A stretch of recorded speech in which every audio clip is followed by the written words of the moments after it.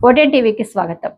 MLA ticket కోసం ఎంపీకి 5 కోట్లు, అదే ఎమ్మెల్యే గెలుపు కోసం కోట్లు ఖర్చు పెట్టాను అంటున్న ఎంపీ.